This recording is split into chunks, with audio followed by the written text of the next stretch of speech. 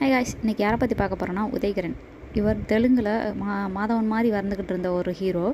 இவரை பற்றி அவ்வளோவா யாருக்கும் தெரிஞ்சிருக்க வாய்ப்பில்லை. இவரை பற்றி இன்றைக்கி பார்க்கலாம் வாங்க. சாதாரண ஃபேமிலியிலேருந்து வந்த இவர் நடித்த முதல் 3 படமும் பெரிய ஹிட் ஆயிடுச்சு.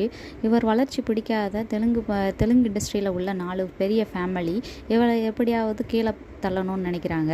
இவர் வளர்ச்சி பிடிக்காமல் சிரஞ்சீவி மற்றும் நாகார்ஜுன் ஒரு பிளான் பண்ணுறாங்க. சிரஞ்சீவி அவர் மகளை எப்படியாவது இவருக்கு கல்யாணம் பண்ணி கொடுத்துட்டு இவரை எப்படியாவது வீட்டோட மாப்பிள்ளையாக வச்சுட்டு நடிக்க விடாமல் பண்ணணும் அப்படின்னு பிளான் பண்ணுறாரு.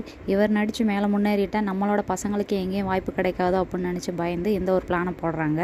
அவங்களோட பிளான் இவருக்கு தெரியும், கல்யாணத்தை ஸ்டாப் பண்ணிட்டாரு. இதனால் கோபமான சிரஞ்சீவி இவருக்கு எந்த ஒரு வாய்ப்பும் கொடுக்கக்கூடாதுன்னு எல்லார்ட்டையும் சொல்லி வைக்கிறாரு. உயிருக்கு பயந்து 10 நாளாக காருக்குள்ளேயே வாழ்ந்துட்டு இருந்திருக்காரு.